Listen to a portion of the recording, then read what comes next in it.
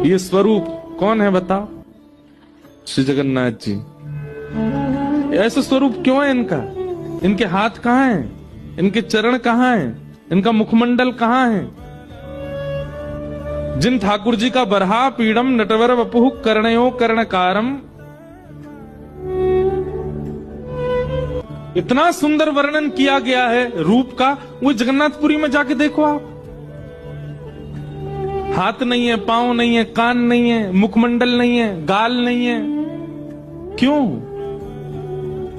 शास्त्रों में प्रेम की 10 अवस्थाएं बताई गई, 10 स्टेप हैं प्रेम के। हम आप सब लोग तो उस अवस्था, वो सीढ़ियों से बहुत दूर हैं। प्रेम प्रेम प्रेम की छिटकार भी नहीं है हमारे ऊपर। ब्रजवासियों की याद में श्री कृष्ण जब 10वीं अवस्था पार कर गए, तो प्रेम का स्वरूप होता है कि 10वीं अवस्था पार करते ही व्यक्ति का अंग पिघलने लग जाता है। सबको कथा पता है, रोहिणी मैया द्वारिका में कथा सुना रही थी, ब्रज की लीला।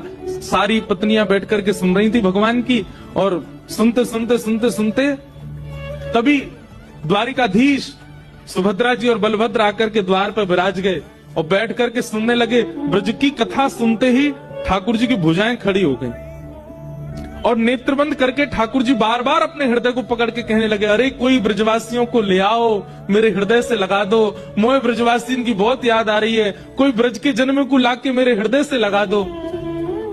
और इसी विरह में 10वीं अवस्था प्रेम की पार हुई। ठाकुर जी का मुख पिघलने लगा, ठाकुर जी के हाथ पिघलने लगे, ठाकुर जी का श्रीअंग पिघलने लगा।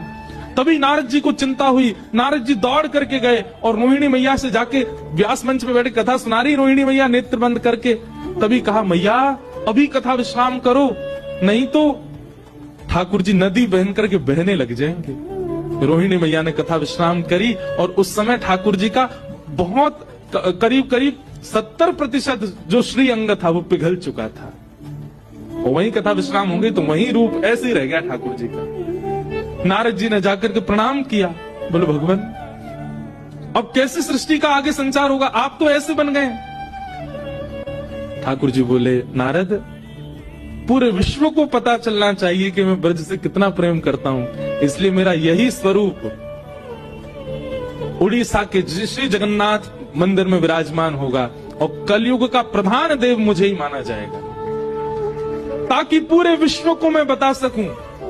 बाकी सारे मंदिरों के जो ठाकुर हैं वो स्थिर रहेंगे, पर मेरा स्वरूप अस्थिर होगा। यदि कोई मंदिर में आके दर्शन नहीं करेगा तो मैं रथ पे बैठ करके पूरे विश्व को दिखाऊंगा कि देखो ये मेरे ब्रजवासियों के प्रेम का स्वरूप है।